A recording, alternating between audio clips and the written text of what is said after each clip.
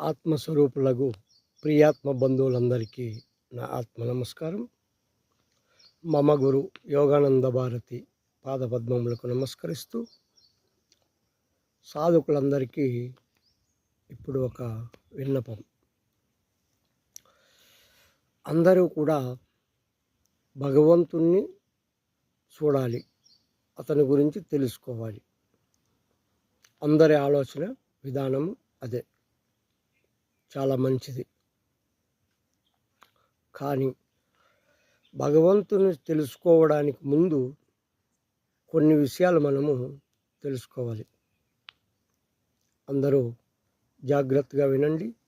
ఈ వీడియో చివరి వరకు చూస్తే మీకు అర్థమవుతుంది.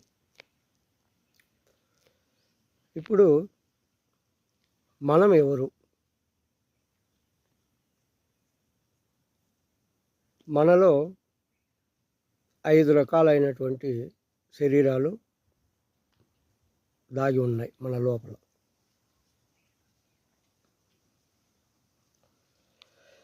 మొదటిగా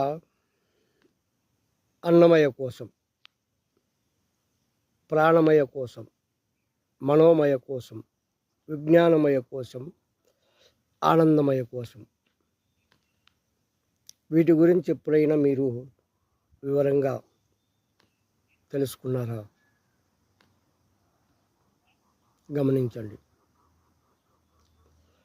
మనము ఎవరు?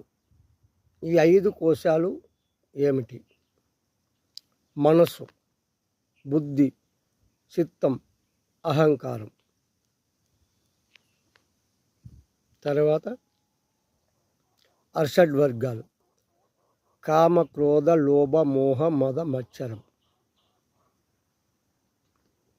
త్రిగుణాలు 3: రజోగుణం, తమోగుణం, సత్వగుణం. ఈ వీడియోలో వీటి గురించి తెలుసుకుందాం. ఇవన్నీ తెలియకనే భగవంతుణ్ణి తెలుసుకోవడము చాలా కష్టం. ఇప్పుడు మనం ఎవరు? ఈ శరీరం మనమా? మనస్సు మనమా?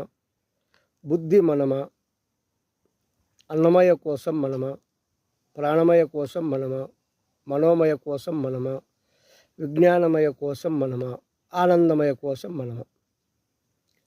వీటి గురించి మనం లోతుగా